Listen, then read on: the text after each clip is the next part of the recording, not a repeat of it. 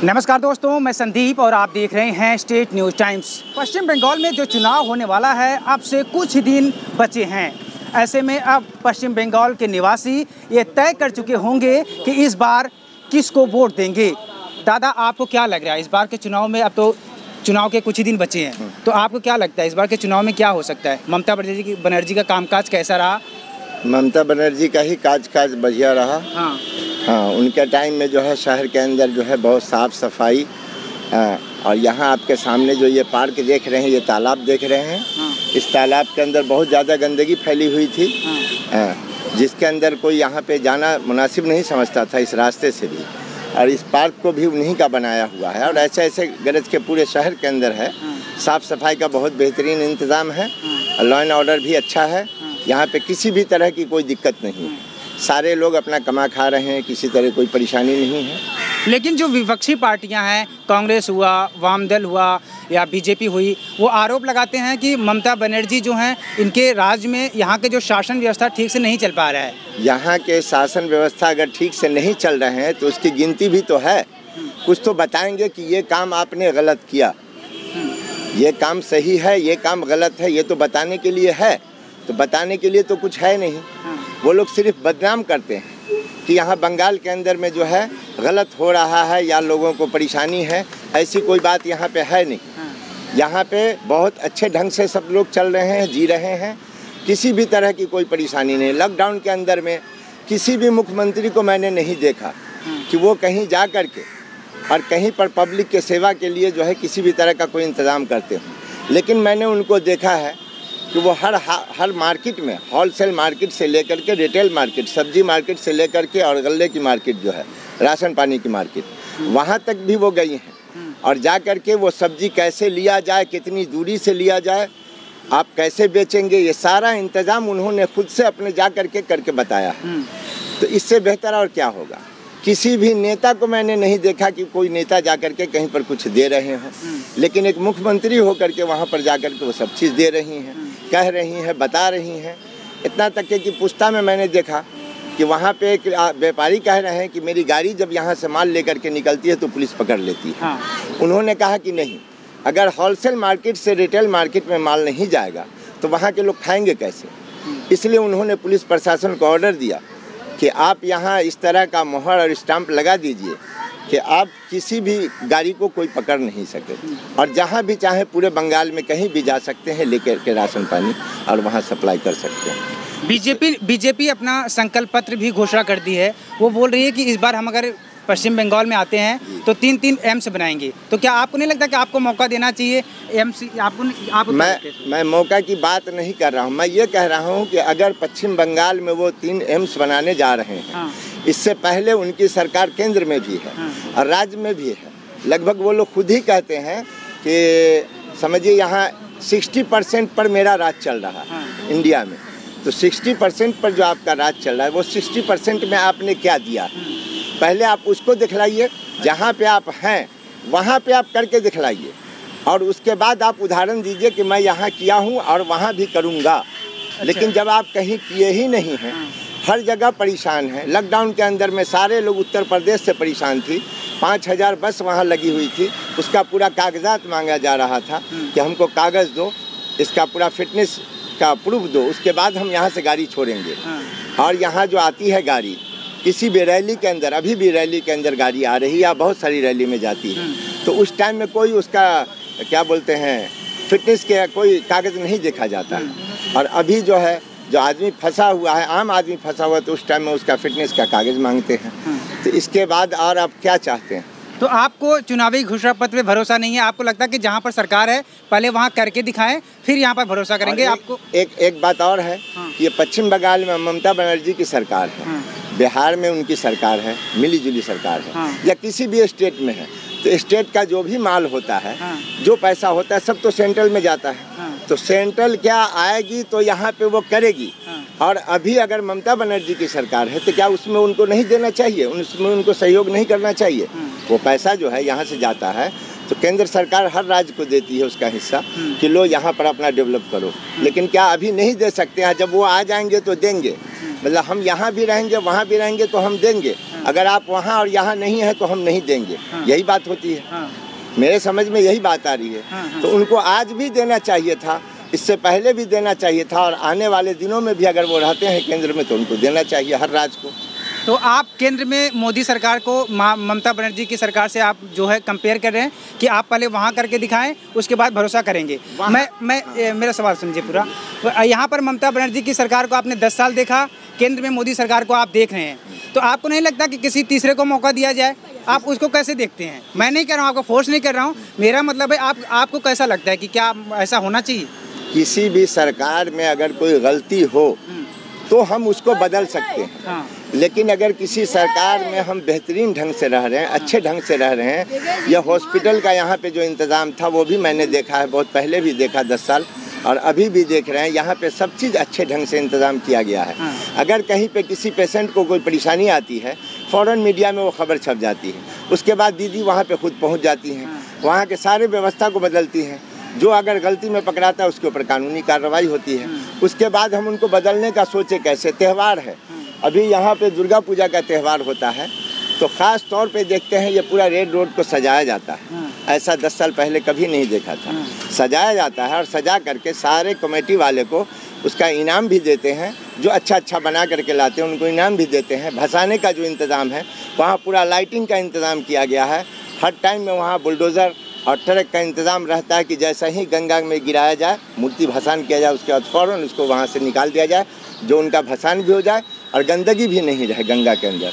हाँ, मुसलमानों का त्यौहार हो या हिंदू का त्यौहार हो, किसी के त्यौहार में भी उनको देखते हैं कि हर जगह वो पेश रहती हैं, हाजिर रहती हैं। तो आपको ममता बनर्जी सरकार को बदलने का कोई कारण नहीं दिख रहा है कि कमी नहीं दिख रही है? जी नहीं, कोई बदनाम कर सकते हैं, लेकिन ऐसा उनके अंदर में कोई बदनामी का कुछ है नहीं। आपके हिसाब से यही सरकार रहनी चाहिए? हाँ, यही सरकार है। दादा, आपको क्या लगता है कि सरकार को बदलने का मौका देना चाहिए या यही सरकार ठीक है? कोई बदलाव नहीं चाहिए, यही सरकार ठीक है, बिल्कुल फिट है, अच्छी है। क्या कोई कारण, 2 कारण बता दीजिए। कोई कारण नहीं, बिल्कुल नहीं, मेरा मतलब है 2 अच्छे कारण बताइए कि इन्होंने ये किया है इसलिए मुझे बदलाव नहीं चाहिए। नहीं तो सब कुछ अच्छा किया, मैं क्या बताऊँ, सब बढ़िया है। अच्छा, सब बढ़िया है, सब बढ़िया है। जो भाई साहब बोले बिल्कुल सही बात बोले। हाँ, बिल्कुल उनके बातों से मैं सहमत हूँ। हाँ, वैसे आपका कोई पॉइंट है?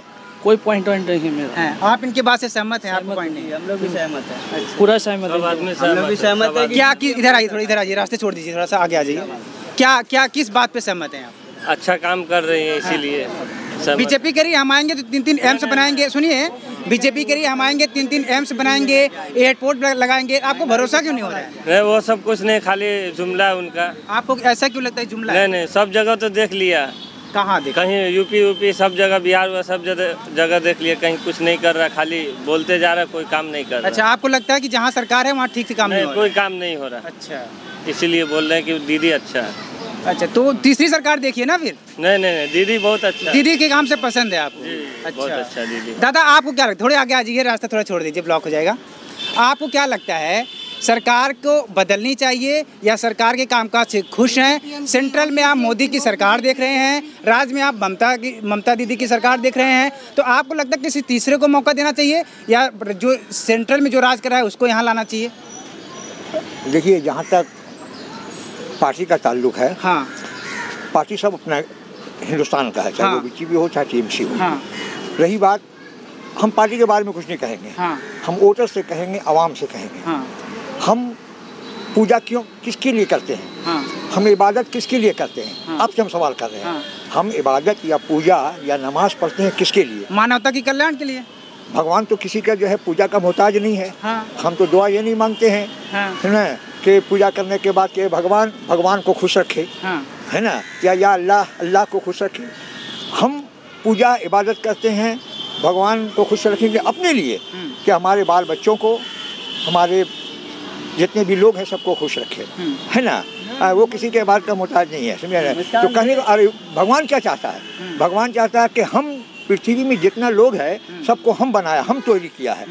तुम ही ओके रखा करो, तुम उसको देखभाल करो, हम तुमको देखभाल करेंगे, समझ रहे? तो सवाल ये पैदा होता है कि जो लोग, समझ रहे, सबको, जो पार्टी सबको लेके चलने वाला है, सबको देखभाल करता है, समझ रहे, हम वोटर से यही अपील करेंगे कि वो समझ बूझ करके वोट दें। हम किसी पार्टी के बारे में नहीं बोलेंगे, पार्टी सब हमारे हिंदुस्तान का है, समझे नहीं। लेकिन भगवान कहता है कि मनुष्य जितना भी दुनिया में है सबको हम बनाया है, हम पैदा किया है, तुम उसका देखभाल करो, हम तुमको देखभाल करेंगे। रहा सवाल यही है कि जो सबको लेके चलेगा, अच्छे से लेके चलेगा, और ये ढकी छुपी कोई बात नहीं है, समझे नहीं, बस। और हम इससे ज़्यादा कुछ नहीं करना चाहते। अच्छा, तो आप कामकाज को कैसे देखते हैं, मौजूदा सरकार के कामकाज को? हम क्या बोला, हम मुख्तसर बात यही बोला, समझे नहीं, कि भगवान चाहता है कि दुनिया में जितना आदमी है तुम उसकी रक्षा करो, हम तुम्हारी रक्षा करेगा। जो पार्टी सबको लेके चलेगा, चलने वाला है, जो सबको बोलता है, समझे नहीं, वो सही है। दादा एक सेकंड आप आगे, रास्ता ब्लॉक हो जाएगा थोड़े से। आपको क्या लगता है कि मौजूदा सरकार के कामकाज से आप संतुष्ट हैं या सरकार को बदलना चाहते हैं? देखिए, अभी जो ममता दीदी का सरकार 10 साल जो मतलब वो गुजारी है, उसमें अवाम को कोई किस्म का तकलीफ नहीं मिला है। तो हमारा राय ये है कि ममता ही को आना चाहिए, ममता को वोट देना चाहिए। बाकी जो मोदी जी है, ये वादे या बहुत बड़ा बात किए हैं, लेकिन किसी में कोई वादे पूरा नहीं किया। और अवाम इससे बहुत परेशान हो चुका है। नोटबंदी से लेके अब तक जो है बहुत अवाम परेशान हो चुका है। पेट्रोल का दाम देख लीजिए, गैस का दाम देख लीजिए, बहुत सारा चीज़ में मतलब आदमी परेशान हो चुका। बहुत नोटबंदी से हो गए 4-5 साल हो गए, तो उसका दर्द अभी भी है? बिल्कुल है। आदमी का रोजी रोटी से जुड़ा हुआ है। बहुत सा आदमी का रोजी रोटी चला गया है, चाहे वो डॉक्टर हो, इंजीनियर हो, या किसी तरह का जो जुड़े हुए कामकाज से है, उसका कामकाज बहुत सारा बंद हो चुका है। आदमी जीने खाने खाते बहुत सारा परेशान हो चुका है। जो मोदी जी ने वादा किए थे, मोदी जी आदमी ठीक है, लेकिन उनके जो कार्यकर्ता है जो चल रहे, जो वादा किए थे, उस पर फेल है वो। अच्छा ठीक है, मैं मानता हूँ कि जैसे आपने मोदी जी की सरकार देखा, सेंट्रल में देख रहे हैं, इसलिए आप कह रहे हैं कि ये चीज़ अच्छा नहीं लगा, इसलिए राज्य में नहीं ले आएंगे। राज्य में ममता दीदी को देख रहे हैं आप। तो मैं अगर ये पूछूं कि आपसे, बाकी और भी पार्टियां हैं, वाम दल हैं और कांग्रेस है, तो आपको नहीं लगता उसको भी मौका देना चाहिए? देखिए, मौका देना चाहिए। जब एक आदमी आपके लिए काम अगर ख़राब कर रहा है, तो दूसरा को मौका देना चाहिए। जब एक सरकार आपके लिए हर चीज़, बहुत सा फ्लाईओवर ब्रिज है, स्कूल है, अस्पताल है, बहुत सा चीज़ में आपको कोई तरह का परेशानी नहीं दी है, बल्कि और अच्छा उन्नति की है, तो उसको क्यों चेंज करें?